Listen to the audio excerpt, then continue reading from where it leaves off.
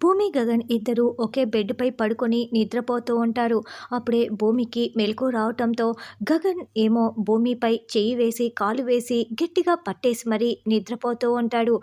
ఇదేంటి ఈయన నాపై ఇలా చెయ్యి, కాలు వేసి ఇలా నిద్రపోతున్నారు. లేవటం లేదు. ఎలా లేపాలి అని చుట్టూ చూస్తుంది.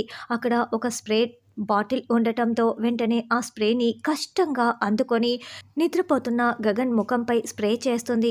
దాంతో గగన్ ఏం చేస్తున్నావు అంటూ ఒక్కసారిగా లేచి కూర్చుంటాడు. మిమ్మల్ని ఎలా నిద్ర లేపాలా అని ఇలా నిద్ర లేపాను అని భూమి చెప్తుంది. ఏంటి నువ్వు నన్ను నిద్ర లేపటం ఏంటి, ఎందుకు లేపుతున్నావు, అంత కష్టమేమొచ్చింది అని గగన్ అంటాడు.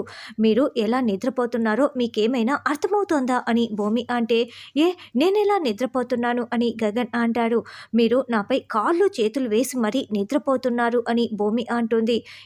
నేను కాళ్ళు చేతులు వేస్తే నష్టమేముంది అని గగన్ అంటాడు. దాంతో భూమి చాలా షాకింగ్గా చూస్తూ ఉంటుంది.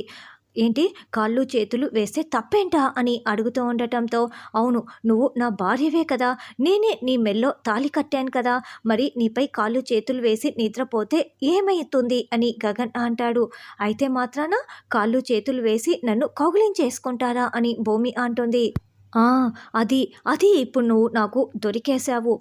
తాళి కట్టినవాడు తనది అనుకున్న తనువుకి తన తనువు చేరిస్తే తప్పేంటి అని గగన్ నిలదీస్తూ ఉంటాడు. అంటే నేను తాళి కట్టలేదన్నమాట. కాలు చెయ్యి వేసేసరికి ఇంకా ముందు ముందు ఏం జరుగుతుందోనని నువ్వు కంగారు పడుతున్నావు.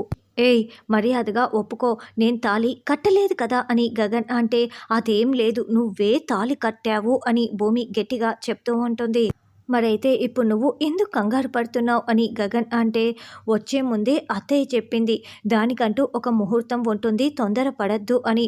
ఆ ముహూర్తం కోసమే నేను ఇలా కంగారు పడవలసి వచ్చింది అని భూమి చెప్తుంది.